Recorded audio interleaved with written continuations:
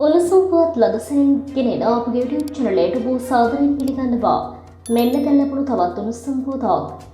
පැනමම්පේ ඔබල්ඩියා ප්‍රදේශයේ රික්ටර් මාපංක 6.6ක භූකම්පනයක් සිදුව තිබෙනවා. කිලෝමීටර 3ක ගැඹුරින් එම භූකම්පනය සිදු වී ඇති බවයි විදේශ මාධ්‍ය වාර්තා කරේ. කෙසේ වෙතත් භූකම්පනය හේතුවෙන් සුනාමි අනතුරු ඇඟවීමක් නිකුත් කර නොමැති බව සඳහන්.